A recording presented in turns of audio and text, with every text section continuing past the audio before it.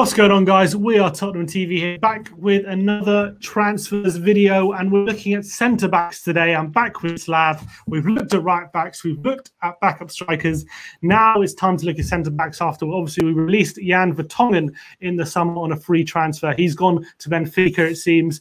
The Tottenham are in the market for a centre back. We've also got Eric Dyer, Toby Alderweireld, and Davinson Sanchez in that position, but we need a fourth one. Slav, what do you make? What do you make of the centre back situation at the moment? Well, you just missed out on the fourth one, which was Japhet Tanganga. Japhet Tanganga is a youngster as well, but is he ready to step up and get more regular minutes? And technically, Juan Foyth is a centre back of the club. Should we even bother doing the video? You know what? You're right. Yeah. So those are our centre backs for the season. Thank you for watching. Is he widely reported that Jose Mourinho wants an extra centre back after releasing Jan Vertonghen? He wants more senior centre back rather than relying on Japhet Tanganga and Juan Foyth. Obviously, we got Dyer, Sanchez, and Toby Alderweireld as our senior centre backs. Do you think we need another one? Yeah, but it's not a priority. It's not a priority. I agree with you. I think the other positions, right back and striker, are definitely more of a priority at the moment. But let's look at the options that have been reported. Interest of Spurs and ones who could. We're going to look at 4 centre backs today. First one is one that's bandied about in the media a lot recently. That's Milan Skriniar. Reported that we could be looking for a swap deal with Tanguy Ndombele. He's obviously at Inter Milan at the moment. He's 25-year-old Slovakian. He's a very high-class defender. They actually signed him for 30 million in 2016. So he's only been there a few years now. He's been quite a fixture for them, but apparently he's fallen out of favour under Antonio Conte. I think he's a really good centre-back, and if we were to offer just a pure cash deal, we're looking at probably 45 to 50 million for him if we want to just sign him outright. But seeing as we potentially could swap him for Tanguy Ndombele, what do you think of that potential deal? Well, I don't want to sell Ndombele, so just going to say that. Don't want to get rid of Tanguy, so unless we can get him for a cut price in a solo deal for just him, then I don't see this one happening. But I do agree with you. He's a really good centre back, aggressive. I think he'd suit the Premier League. I think he'd do really well under Jose Mourinho. But I don't think this will happen for financial reasons. And I personally wouldn't swap what I believe to be an unbelievable midfielder for a centre-back who is not proven in the Premier League either. I just think that that wouldn't be a good deal. He's not proven in the Premier League, but I think he is built for the Premier League. I think he's a big lad. I think he's quite good on the ball as well. I think he's a real Jose kind of defender who put his body on the line with every challenge. And I'm really impressed with that. Would you spend 50 million on him? Would you spend 50 million on him?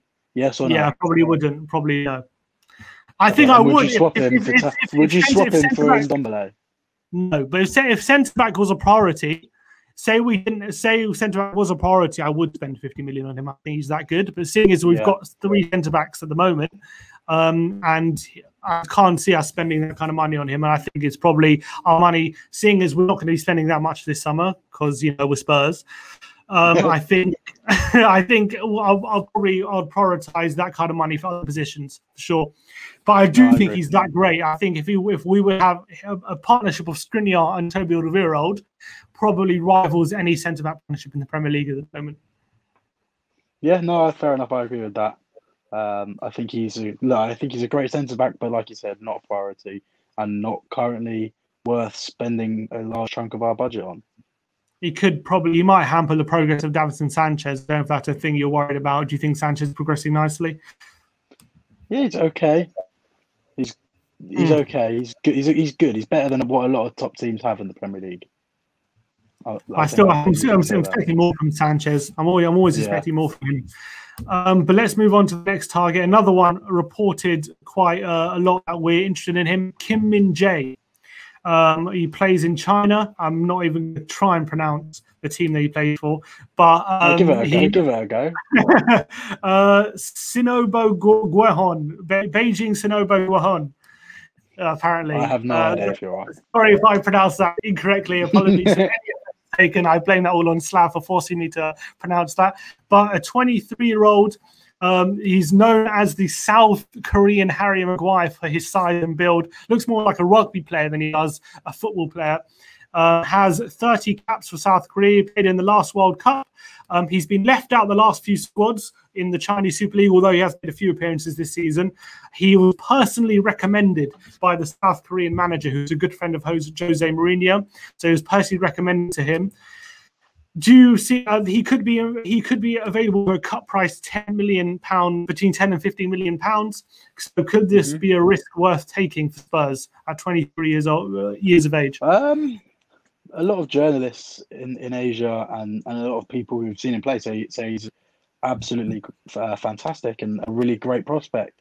But I have never seen him play, although he does look like a bit of a beast.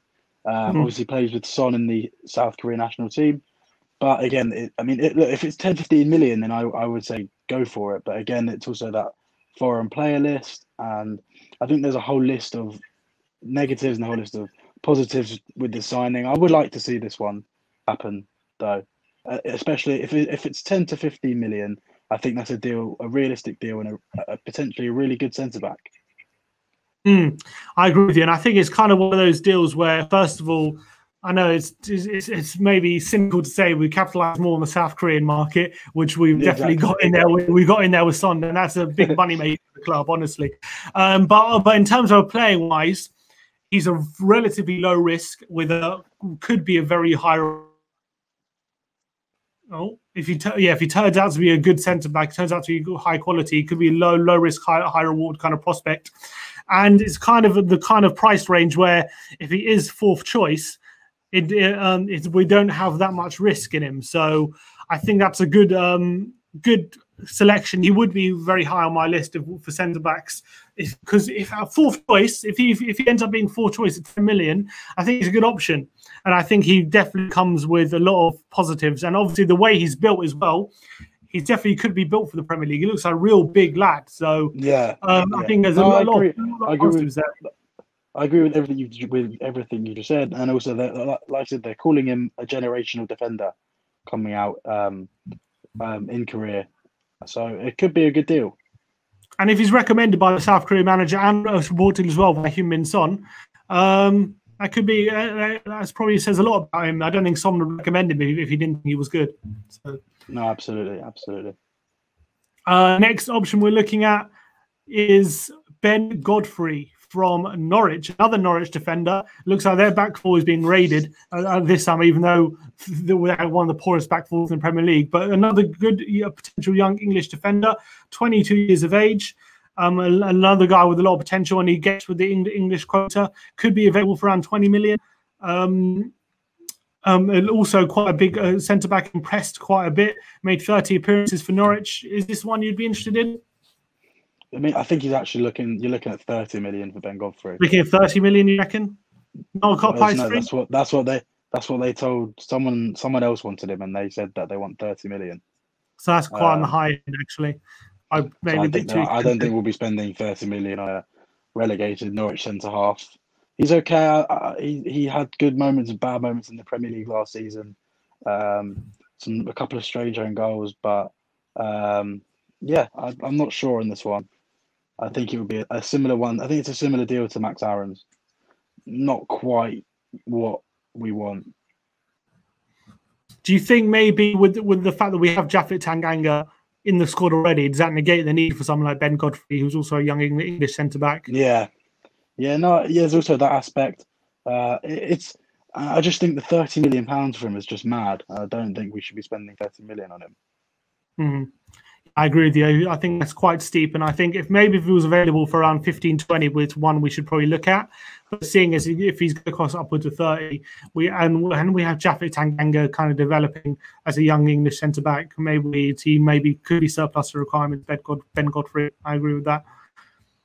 But the last centre back I want to look at, who's probably way out of our league, is Reuben Diaz from Benfica. Seeing as Jan Vertonghen has just signed for Benfica, or set to sign on free transfer.